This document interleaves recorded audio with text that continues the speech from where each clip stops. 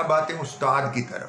استاد اس وقت پاکستان کا سب سے پسا ہوا طبقہ ہے، جس کو 70 سال میں اس کے شاگردوں نے تو عزت احترام دیا ہوگا، لیکن معاشرے نے اس کو سوشل کریڈیبلٹی اور گورنمنٹ نے اس کو فائنینشیل انڈیپینڈنس اور فائنینشیل کریڈیبلٹی نہیں دی. کیوں نہیں دی؟ اس لیے کہ وہ تعلیم کو آگے بڑھانا ہی نہیں چاہتے، وہ ہماری پریورٹی میں بھی نہیں. تو جہاں بچوں کے حقوق کے اوپر توجہ دیں، والدین کے حقوق کے اوپر توجہ دیں، ان کے لیے سہولیات اور فیسیلیٹیشن کا پیدا کریں. ایجوکیشنل پلاننگ درست کی جانی چاہیے. تو اس ایجوکیشنل پلاننگ میں جو کور ایجنٹ ہے وہ اسٹوڈنٹ ہے اور اس کا استاد ہے. ان دونوں کے حقوق کے اوپر اگر توجہ نہیں دی جاتی تو تعلیم کا نظام کبھی بھی بہتر نہیں کیا جا سکتا. اب اس وقت جو پرائیویٹ سکول ہیں ان کے اندر جو استاد بھرتی کیا جاتا ہے اس کی تنخواہ 15,000 سے لے کر 35,000 40,000 پر منتھ میکسیمم ہے. اور وہ والد وہ والدہ جنہوں نے پتہ نہیں کتنی رقم خرچ کر کے اپنے اس بیٹے یا بیٹی کو اعلیٰ تعلیم دلوائی، اگر وہ تعلیم کے شعبے میں آ جائے تو ان کی وہ ساری امیدیں جو انہوں نے اس سے وابستہ کی تھیں in the financial terms can not meet, and that young chap goes into the depression. تو وہ جو ڈپریشن ہے، وہ جو فرسٹریشن ہے، اس نے پاکستانی معاشرے کے اندر مزید سماجی تلخیاں پیدا کی ہیں گھروں کے اندر اور سماج کے اندر. اس کے اوپر بھی سوچنے کی ضرورت ہے کہ اساتذہ کی ایک سٹینڈرڈ سروس اور ایک سٹینڈرڈ سیلری جو ہے، جو انہیں بھٹو صاحب کے زمانے میں ملی تھی گورنمنٹ سیکٹر کے اندر برابری کی بنیاد پر، وہ بحال ہونی چاہیے. استاد ہائی اسکول تک استاد اور تک استاد لازمی سروس ہو، کمپلسری سروس، یعنی یہ نہیں کہ وہ کانٹریکٹ کے اوپر آئے، وہ ریگولر ٹیچر کے طور پر کام کرتا ہو اور اس کی سیلری کسی اے سی یا ڈی سی کی سہولیات سے کام نہیں ہونی چاہیے. وہ A C D C D M جیز اور ان لوگوں کے برابر بلکہ ان سے زیادہ اہم فریض انجام دے رہا ہے. اگر وہ ہمیں لک آفٹر کرتے ہیں، اگر وہ ہمارے لیے مینجمنٹ کرتے ہیں تو جی بسم اللہ، وہ ہم ان کا دل سے احترام کرتے ہیں. لیکن جو استاد ہے، استاد قوم کا معمار ہے، اس کو معمار قوم رہنے دیں، اس کو مسمار قوم نہ بنائیں. اگر اس کے پاس کچھ نہیں ہوگا تو وہ آپ کے بچوں کو بھی کچھ نہیں دے سکے. اگر وہ سارا دن اپنے بچوں کی روزی کی فکر میں مبتلا رہا تو وہ تعلیم کا معیار کبھی بہتر نہیں کر سکے. پھر جب کوئی سرکاری مثلاً کہیں کنٹونمنٹ بناتے ہیں، سب سے پہلے رہائش گاہیں بناتے ہیں. کہیں پر اگر سول سروس کے دفتر بنتے ہیں ساتھ ہی آفیسرز کی کالونی بنتی ہے. کہیں ہاسپٹل بناتے ہیں تو ساتھ ڈاکٹرز کے گھر بناتے ہیں. تو بھائی جب آپ کالج کھولتے ہیں، جب آپ اسکول بناتے ہیں تو اس کے ساتھ استاد کا گھر کیوں نہیں بناتے؟ استاد کو رہائش کیوں نہیں مہیا کی جاتی؟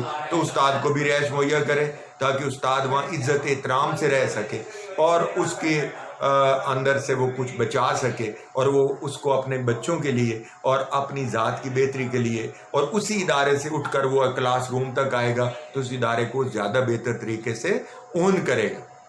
پھر اسکولوں کالجوں کے اندر اگر آپ فوجی اداروں کے بچوں کو کنسیشن دیتے ہیں، آپ بیوروکریٹس کے بچوں کو کنسیشن دیتے ہیں، آپ میڈیکل کالجز میں بچوں کو کنسیشن دیتے ہیں، اگر آپ ڈاکٹرز کے بچوں کے لیے کنسیشن دیں، اگر تو اسکول کے اندر، کالج کے اندر، یونیورسٹی کے اندر اساتذہ کے بچوں کو بھی اسی طرح پیرنٹ سیٹس کے اوپر کنسیشن دی جانی چاہیے.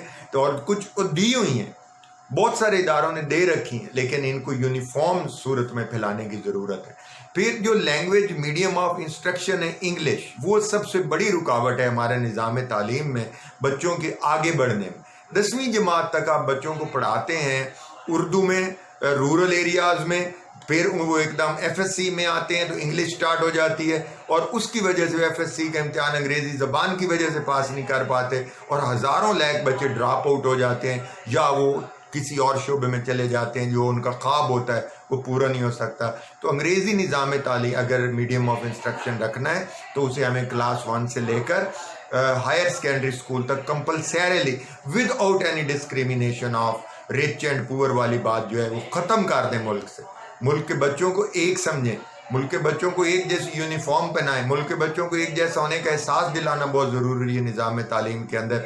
اسی لیے میرا یہ ایمفیسس ہے اور میری تمام دوستوں سے اپیل ہے کہ آئیں تحریک چلاتے ہیں، آئیں مل کر مطالبہ کرتے ہیں ہم اپنی ریاست سے، اپنی حکومت سے کہ خدارا تعلیم کو اہمیت دیں، تعلیم کو پہلی پریورٹیز میں لے کے آئیں۔